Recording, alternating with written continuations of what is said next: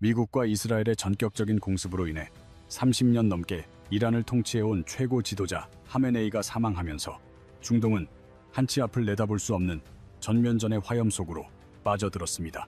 주말 내내 쏟아지는 전황 보고와 충격적인 속보들을 지켜보며 전 세계 투자자들은 내일 아침 코스피 시장이 무너져 내리는 것은 아닌지 극심한 공포와 불안감에 밤을 지새워야 했습니다. 끊임없이 뉴스를 새로 고침하며 최악의 시나리오를 상상하는 여러분의 마음을 충분히 이해하며 저 또한 이번 사태가 가져올 파장이 어디까지일지 깊은 고민에 빠져 주말을 보냈습니다.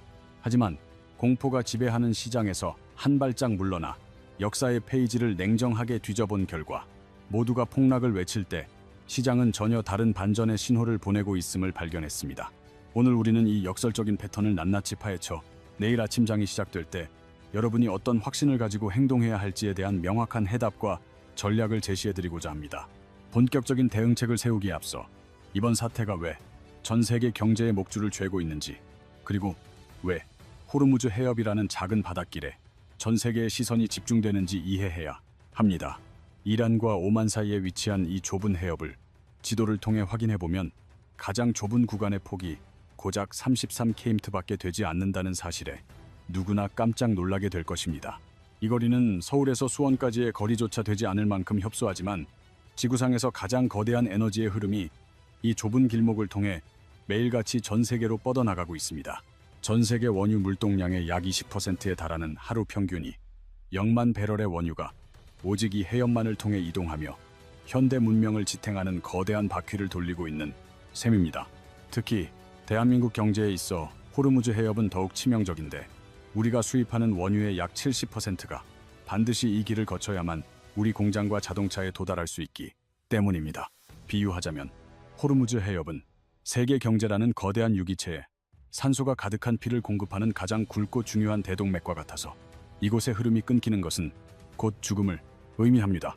심장에서 나온 피가 온몸으로 퍼져나가는 가장 중요한 혈관인 대동맥이 막히면 순식간에 신체 기능이 마비되듯 이 해협의 봉쇄는 세계 경제의 호흡을 멈추게 할 수 있습니다. 현재 이란의 혁명 수비대는 해협을 지나는 선박들에게 무전으로 통과 불가를 경고하며 실제 유조선의 통행량을 급감시켜 세계 경제의 대동맥에 손을 올리는 극단적인 행동을 시작했습니다. 이러한 긴장이 현실적인 봉쇄로 이어진다면 현재 73달러 수준인 국제 유가는 순식간에 150달러를 돌파하고 심각한 경우 180달러라는 전대미문의 가격표를 보게 될지도 모릅니다. 유가의 폭등은 즉각적인 물류비 상승을 초래하고 이는 다시 모든 공산품과 식료품 가격을 밀어올려 전 세계가 간신히 잠재웠던 인플레이션의 공포를 다시금 불러일으키게 될 것입니다. 작년 한 해 동안 피나는 노력 끝에 2%대로 내려앉았던 미국의 소비자 물가지수가 이번 사태로 인해 다시 6%나 7%대로 솟구치는 가파른 물가 상승의 궤적을 그릴 수 있습니다. 하지만 가장 우려스러운 대목은 단순히 물가만 오르는 것이 아니라 경제 성장은 멈춰버린 상태에서 고물가만 지속되는 이른바 스태그플레이션이라는 최악의 괴물이 등장하는 것입니다.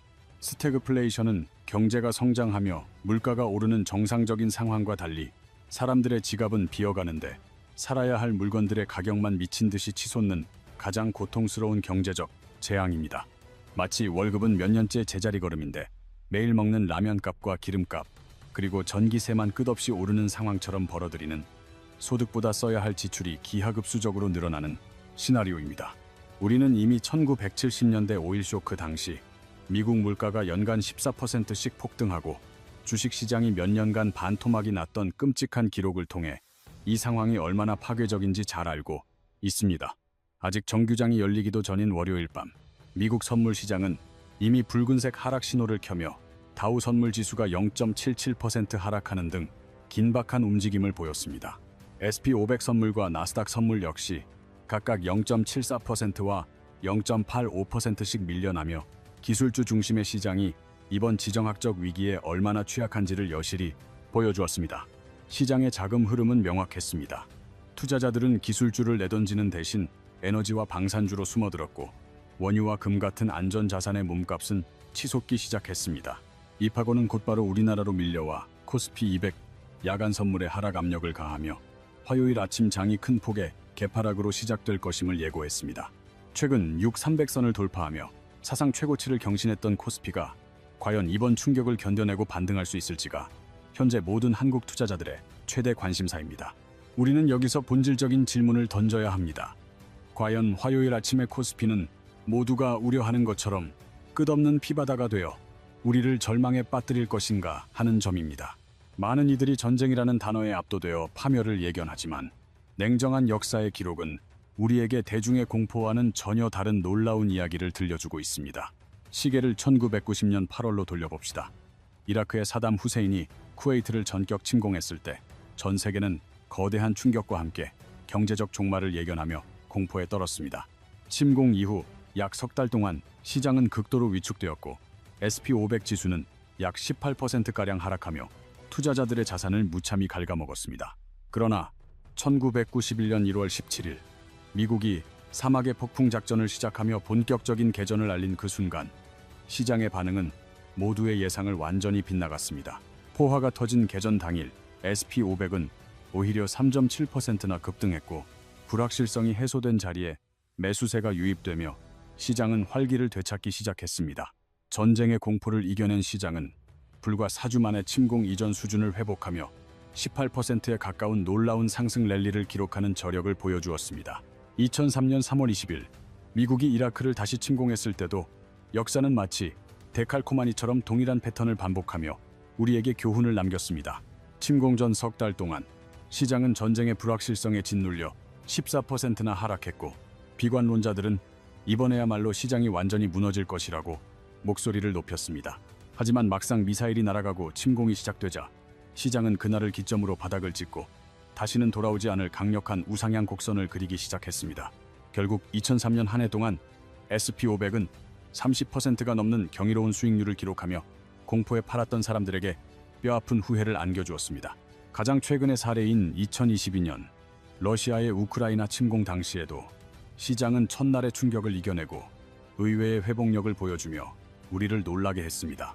침공 당일 코스피는 2.6%나 급락하며 공포의 정점을 찍었지만 역설적이게도 그 지점은 가장 저렴하게 주식을 살 수 있었던 단기 바닥이었습니다.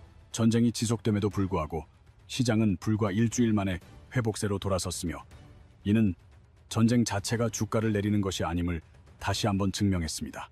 전쟁이라는 거대한 악재가 터지는 순간 오히려 주가가 반등하는 이 기이한 현상을 우리는 전쟁의 역설이라 부르며 그 속에서 기회를 찾아야 합니다. 전쟁이라는 참혹한 사건 앞에서 시장이 오히려 반등하는 이유는 주식시장이 가장 싫어하는 것이 단순한 악재가 아니라 바로 모르는 것이기 때문입니다. 즉, 투자자들은 눈앞에 확정된 악재보다 결과를 예측할 수 없는 불확실한 상태를 가장 견디기 힘들어하며 이를 극도로 회피하려는 경향을 보입니다. 다음 주에 중요한 시험을 보는데 선생님이 시험 범위를 전혀 알려주지 않아 공부를 해야 할지 말아야 할지 모르는 미칠 것 같은 상태와 비슷합니다. 그런데 선생님이 갑자기 시험 범위는 1장이라고 딱 정해주면 비록 그 내용이 어렵더라도 일단 무엇을 해야 할지 알기에 마음이 편해지는 원리입니다. 주식시장도 전쟁이 날지 안 날지 모르는 상태에서는 일단 팔고 보지만 실제로 전쟁이 터지면 불확실성이 해소되어 비로소 이성적인 계산을 시작합니다. 전쟁이 시작되는 순간 시장은 앞으로 벌어질 파괴와 그에 따른 새로운 경제적 흐름을 분석하며 세 가지 핵심적인 계산기를 두드리기 시작하는 것입니다. 첫째로, 전쟁으로 인해 부서진 건물과 도로를 다시 지어야 하는 거대한 재건 수요를 계산하며 건설과 철강, 인프라 관련 기업들의 가치를 재평가합니다. 둘째로, 각국 정부가 국방 예산을 대폭 늘리고 에너지 안보를 위해 막대한 자금을 시장에 쏟아붓게 되는데 이 돈이 경제를 다시 돌리는 동력이 됩니다. 셋째로, 중앙은행의 통화정책 변화를 계산하는데 과거 걸프전 당시 연준이 금리를 내려 경기를 부양했던 것처럼 시장을 떠받칠 새로운 구원 투수를 기대하게 됩니다. 결국 전쟁이 터지는 그 찰나의 순간에 시장은 이미 최악의 불확실성은 지나갔다고 판단하며 역설적으로 저점 매수세가 유입되어 주가를 끌어올리기 시작합니다. 월가의 격언인 소문의 사고 뉴스에 팔라는 말은 전쟁 상황에서 공포에 팔고 실제 전쟁이 터지면 다시 사는 독특한 매매 패턴으로 변모하곤 합니다. 하지만 과거의 패턴이 이번에도 100% 반복될 것이라고 맹신하기보다는 현재의 경제 구조가 과거와 어떻게 다른지를 냉정하게 비교 분석하는 과정이 반드시 필요합니다. 첫 번째 차이점은 현대의 글로벌 공급망이 과거보다 훨씬 복잡하게 얽혀 있어 반도체 하나를 만드는데도 수십 개 국가의 협력이 필수적이라는 사실입니다. 호르무즈 해협이 막히면 단순한 기름값 상승을 넘어 석유 화학 제품과 플라스틱, 비료의 원재료 공급이 중단되어 전 세계 공장이 멈출 수도 있습니다. 두 번째는 긍정적인 변화로 미국이 셰일 혁명 이후 하루 일 300만 배럴을 생산하는 세계 최대 산유국이 되어 중동 의존도를 획기적으로 낮췄다는 점입니다.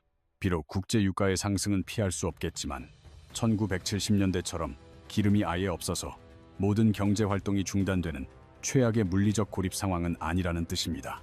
세 번째는 전 세계 주요국들이 이미 충분한 전략 비축유를 확보하고 있으며 미국만 해도 비상시 하루 440만 배럴씩 방출할 수 있는 준비가 되어 있습니다. 우리나라도 현재 약 600만 배럴, 즉 6개월치의 수입량을 비축하고 있어 당장 기름이 떨어져 국가 시스템이 마비되는 사태는 방어할 수 있습니다. 그렇다면 이번 사태의 진짜 위험 구간은 어디일까?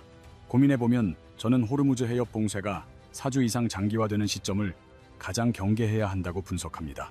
만약 봉쇄가 4주를 넘어 12주까지 지속된다면 비축유가 바닥나기 시작하고 물가 상승이 실물 경제를 완전히 잠식하며 진짜 스태그플레이션 시나리오가 현실화될 것입니다. 드디어 내일 아침 9시 화요일 장이 열리는 순간 여러분은 전례 없는 변동성 한가운데에서 냉정하게 자신의 자산을 지킬 결단을 내려야 합니다. 제가 예상하는 시나리오는 개장 직후 공포에 질린 투매 물량이 쏟아지며 코스피가 3%에서 4%가량 하락하는 개파락으로 시작되는 상황입니다. 지수로는 코스피 650선에서 600선 구간인데 이 숫자는 이미 주말 동안 쌓인 모든 공포가 가격에 선반영된 결과임을 잊지 말아야 합니다. 특히 오전 10시에서 11시 사이는 개인 투자자들이 공포를 이기지 못하고 주식을 던지는 투매의 정점이 될 것이며 이때가 가장 중요한 분수령입니다. 여러분은 이때 화면 속 개인의 매도세가 아닌 외국인과 기관 투자자들이 조용히 순매수로 전환하는지를 매서운 눈으로 확인해야 합니다. 만약 외국인이 저가 매수에 나선다면 이는 강한 반등의 신호이며 과거 모든 전쟁의 역사에서 반복되었던 불확실성 해소의 시작점이기 때문입니다.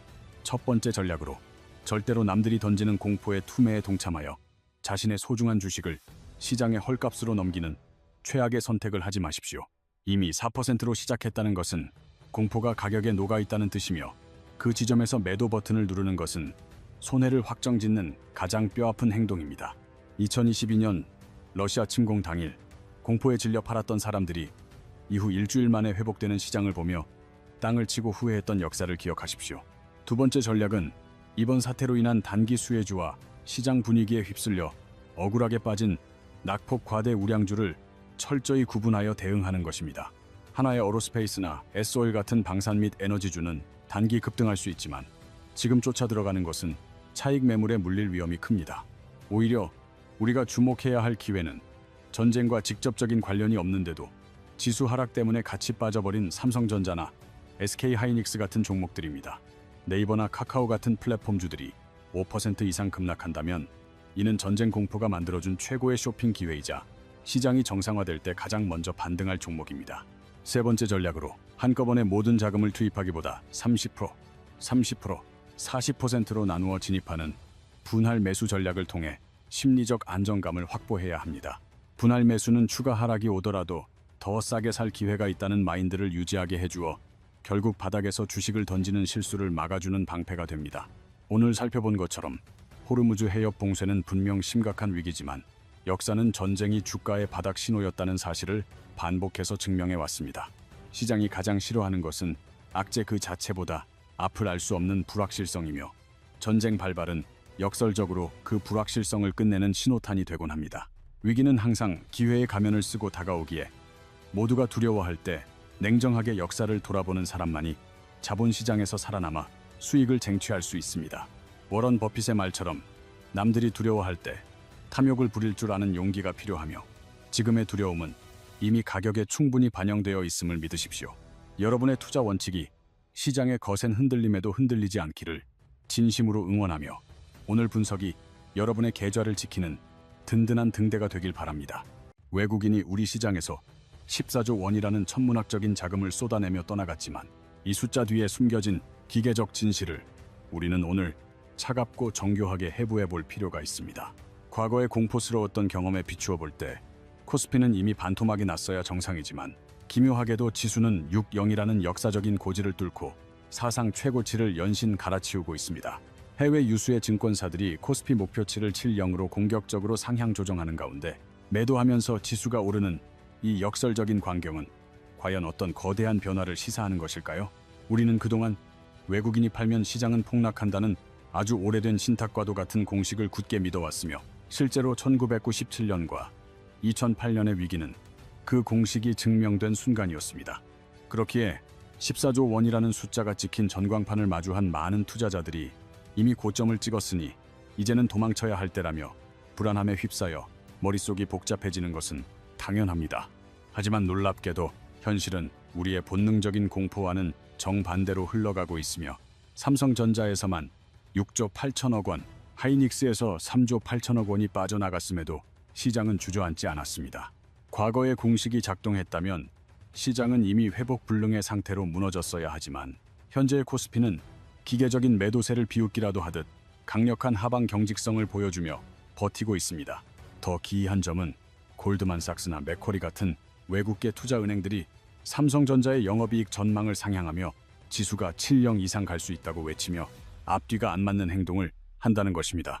한쪽에서는 주식을 무자비하게 팔아치우고 다른 한쪽에서는 더 오를 것이라고 장밋빛 전망을 내놓는 이 모순은 우리가 외국인을 하나의 인격체로 오해하기 때문에 발생하는 착시입니다. 외국인은 결코 하나의 생각을 가진 단일한 존재가 아니며 한국인 5천만 명의 생각이 제각각이듯 외국인이라는 단어 뒤에는 수천 개의 펀드와 알고리즘이 얽혀 있습니다. 지금 우리 시장에서 14조 원을 던지고 있는 주체는 한국 경제의 펀더멘탈을 분석하고 비관적인 전망을 내놓는 인간 애널리스트가 아니라는 사실을 우리는 반드시 깨달아야 합니다. 그들은 여전히 한국 기업들의 실적이 개선될 것이라고 믿고 있지만 실제 매도 버튼을 누르는 것은 실적 분석과는 전혀 무관한 거대하고 차가운 기계적 시스템들입니다. 이제 우리는 외국인 매도라는 거대한 빙산 아래 숨겨진 진짜 배후들, 즉 시장의 판도를 뒤흔드는 기계들의 세계를 하나씩 파헤쳐보며 진실에 다가가야 할 시간입니다.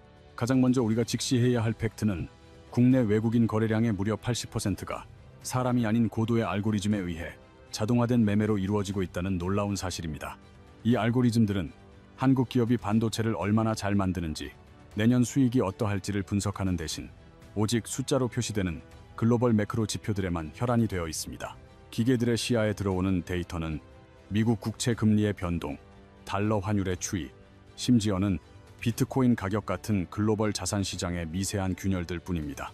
예를 들어 뉴욕의 한 거대 헤지펀드가 비트코인의 50배라는 살벌한 레버리지를 걸어 투자하다가 갑작스러운 급락을 맞이하여 증권사로부터 마진콜 경고를 받았다고 상상해 보십시오. 증거금이 부족해져 당장 현금을 채워넣지 않으면 파산할 위기에 처한 이 펀드는 한국 기업의 가치를 따질 여유도 없이 즉각적으로 현금화가 가능한 자산을 찾아 나섭니다. 그들에게 가장 완벽한 타겟은 최근 코스피가 60을 돌파하며 삼성전자와 하이닉스에서 이미 막대한 평가 수익을 거두어 유동성이 풍부해진 한국의 우량주들입니다. 지구 반대편에서 터진 채권이나 코인의 손실을 메꾸기 위해 알고리즘은 한국 증시에서 짭짤하게 올린 수익을 기계적으로 실현하여 가장 빠른 소방수로 투입하고 있는 것입니다. 외국인의 14조 원 매도는 단순한 공포의 엑시트가 아니라 거대한 기계들이 수행하는 포트폴리오 재조정이라는 아주 차가운 계산의 결과물입니다. 이 기계들에게 한국 시장은 앞으로의 비전보다는 당장 현금이 필요할 때 언제든 뽑아 쓸 수 있는 전 세계에서 가장 성능 좋은 ATM기에 가깝습니다. 이 과정에서 한국 기업의 실적이 앞으로 어떨지는 전혀 고려 대상이 아니며 기계가 수익 실현 버튼을 누르면 그저 매도 주문이 쏟아질 뿐입니다. 실제로 지난 10월과 11월 사이 비트코인과 금값이 요동칠 때 한국 증시에서 외국인 매도가 급증한 것은 결코 우연의 일치가 아닙니다. 한국 기업이 갑자기 나빠져서가 아니라 지구 반대편에서 터진 마진콜이라는 불을 끄기 위해 기계가 자동으로 한국 주식을 팔아치운 것이기 때문입니다. 그렇다면 코스피 60 돌파라는 축제 분위기 속에서 역대급 14조 원의 자동 매도를 쏟아내게 만든 진짜 방아쇠는 과연 무엇이었을까요? 그 배후에는 미국 국채가 있습니다. 연준의 금리 인하 기대감이 꺾이고 국채 금리가 급등하면서 채권 시장은 그야말로 기록적인 폭락을 맞이했습니다. 국채 시장의 50배 이상의 막대한 레버리지를 걸어둔 글로벌 헤지펀드들에게는 증거금을 더 채우라는 어마어마한 규모의 마진콜 경고가 날아들었습니다. 알고리즘 컴퓨터에는 국채 금리가 특정 수치를 넘어서면 가장 수익이 많이 난 위험 자산을 즉각 매도하여 현금을 확보하라는 명령어가 세팅되어 있습니다. 결국 그들의 눈에 가장 두둑한 수익이 쌓여 있던 한국의 반도체와 대형주들이 기계적 익절의 최우선 타겟이 되어 매도 폭탄을 맞은 것입니다. 한국이 싫어서 도망치는 것이 아니라 미국 채권 시장에서 터진 불을 끄기 위해 한국 주식을 유동성이 좋은 소방수로 가져다 쓴 셈이죠. 두 번째 기계적 메커니즘은 더 역설적입니다. 장기 투자를 하는 글로벌 연기금들조차 운용 규칙에 의해 강제로 한국 주식을 팔아야 하는 상황이 생깁니다. 이를 전략적 자산 배분이라 부르는데, 특정 자산의 비중이 목표치를 넘어서면 기계적으로 덜어내야 하는 그들만의 아주 엄격한 법전과 같습니다. 예를 들어 캘리포니아 공무원 연금인 칼퍼스가 신흥국 투자 비중을 전체 포트폴리오의 3%로 정해두고 한국 주식을 보유하고 있다고 가정해봅시다. 그런데 코스피가 60까지 폭등하게 되면 펀드 매니저가 가만히 앉아 있어도 한국 주식의 비중은 순식간에 5%대로 크게 늘어나게 됩니다.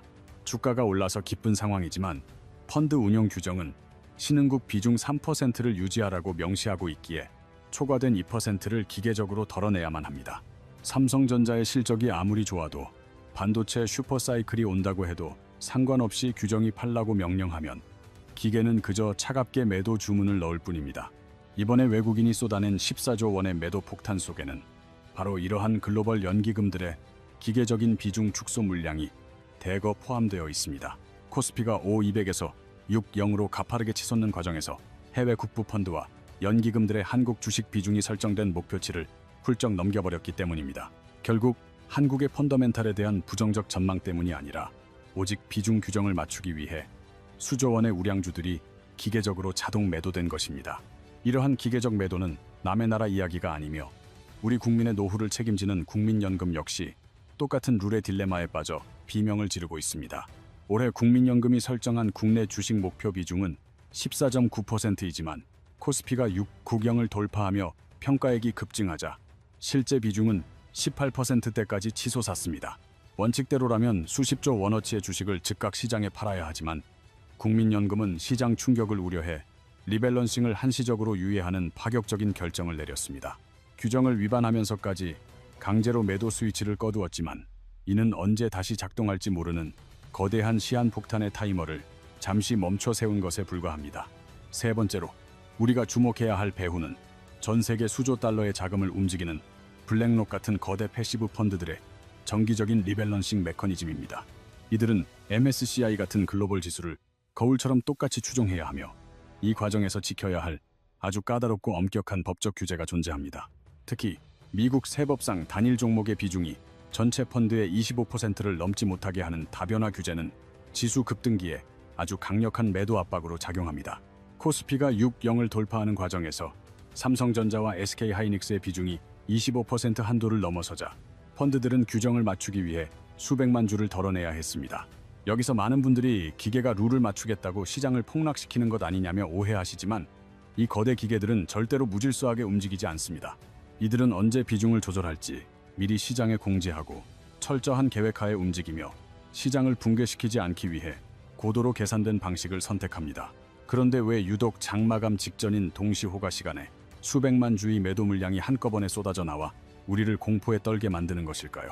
패시브 펀드의 생명은 펀드의 수익률을 지수와 소수점 아래까지 일치시키는 것이며 지수는 그날의 최종 가격인 종가를 기준으로 산출됩니다. 오차를 없애기 위해 매니저들은 장중에 가격을 흔드는 대신 가장 정확한 기준가인 종가가 결정되는 그 짧은 찰나에 물량을 집중시켜 거래를 체결합니다. 즉, 동시호가의 폭탄 매도는 시장이 망할까봐 던지는 패닉셀링이 아니라 오차를 줄이기 위해 알고리즘이 실행한 정교한 규정 준수의 결과입니다. 결국 외국인 14조 매도의 본질은 한국 경제에 대한 사형 선고가 아니라 거대한 기계들이 포트폴리오의 균형을 맞추기 위해 벌이는 대규모 이사 작업입니다. 누군가는 마진콜을 막기 위해, 누군가는 비중 규정을 지키기 위해, 또 누군가는 지수 오차를 줄이기 위해 각자의 룰에 따라 기계적으로 버튼을 누른 것입니다. 주가가 계속 올라 돈을 벌어다 주는데 왜 굳이 파느냐는 의문이 생기겠지만 이 거대 자금들의 최우선 목표는 수익 극대화가 아닌 리스크 관리입니다. 연기금과 인덱스 펀드는 수백만 명의 노후 자금을 굴리는 곳이기에 대박을 터뜨리는 것보다 쪽박을 차지 않는 안정적인 포트폴리오 유지가 훨씬 중요합니다. 특정 국가나 종목의 비중이 기형적으로 커지면 예기치 못한 악재가 터졌을 때 펀드 전체가 감당할 수 없는 타격을 입기 때문에 이를 원천 차단하는 것이죠. 아무리 우상향하는 주식이라도 정해진 목표를 넘으면 가지치기를 해서 수익을 확정짓고 전체적인 균형을 유지하는 것이 기계들의 철칙입니다. 기계들이 던진 엄청난 물량을 지금 누가 받아내고 있는지를 확인하는 과정은 우리 주식시장에서 가장 소름 돋는 관전 포인트가 될 것입니다.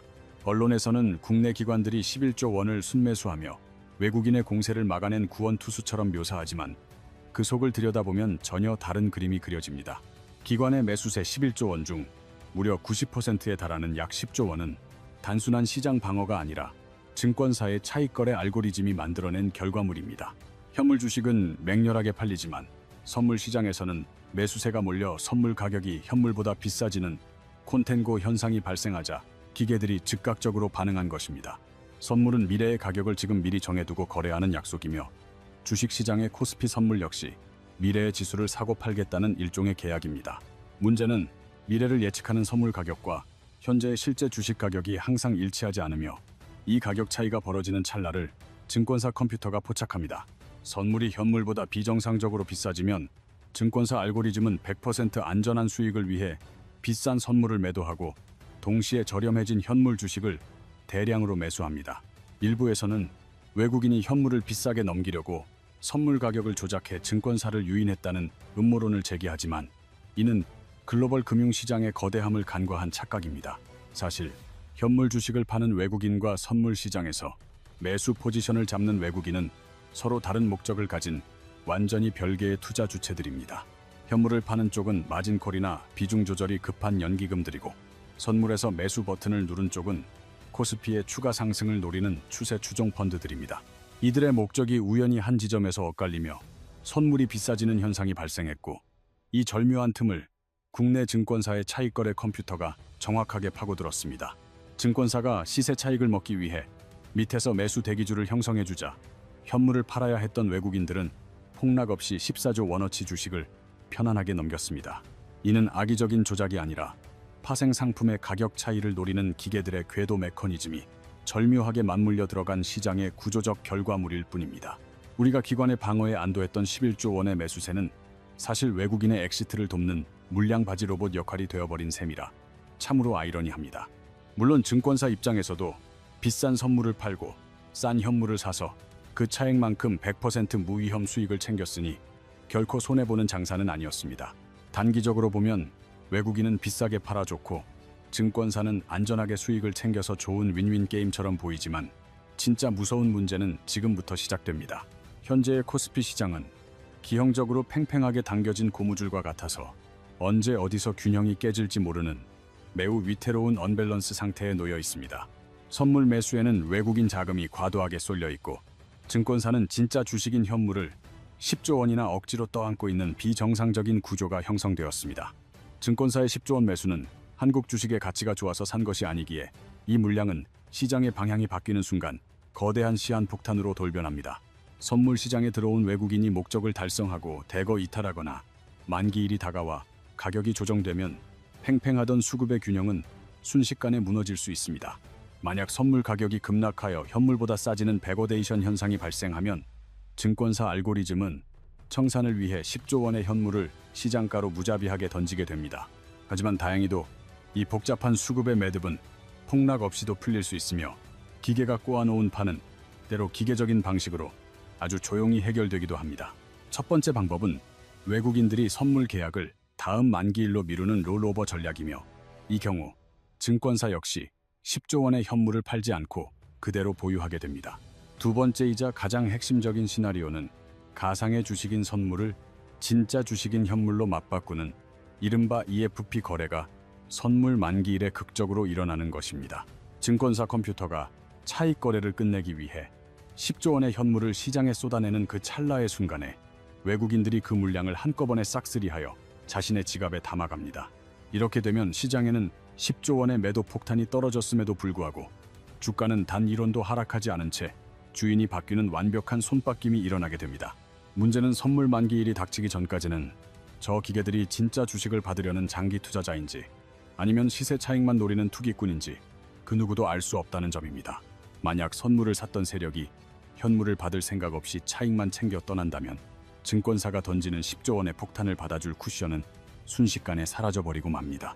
방어막이 사라진 채 허공에서 떨어지는 10조 원의 현물 폭탄은 고스란히 빚을 내서 주식을 산 개인 투자자들의 텅 빈 호가창 위로 무자비하게 내리꽂히게 됩니다. 이 기계적인 하락은 곧바로 개인들의 30조 원 규모 신용융자라는 최악의 뇌관을 건드리며 담보 부족으로 인한 반대 매매의 연쇄 폭발을 일으킬 위험이 있습니다. 현재 개인 투자자들의 신용잔고는 30조 원에 육박하는 역대 최대 수준이며 주가가 조금만 흔들려도 의지와 상관없이 시장과 물량이 쏟아져 나오는 구조입니다. 더욱 잔혹한 사실은 시장이 박살나는 초기 골든타임 동안 국민연금은 이미 비중이 18%대로 너무 높기 때문에 철저히 구경만 하는 방관자가 될 수밖에 없습니다.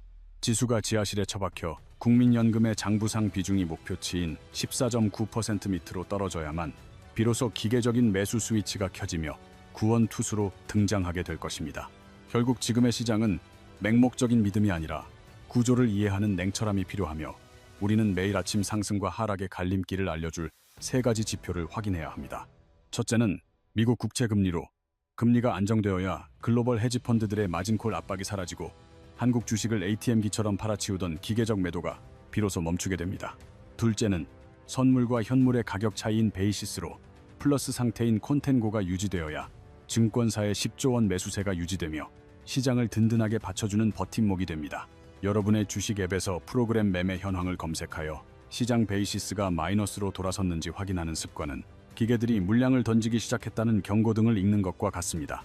셋째는 30조 원에 달하는 신용융자 잔고의 변화 추이로 이 거대한 부채가 건전하게 해소되어야만 시장은 비로소 다음 상승을 위한 가벼운 몸집을 갖게 됩니다.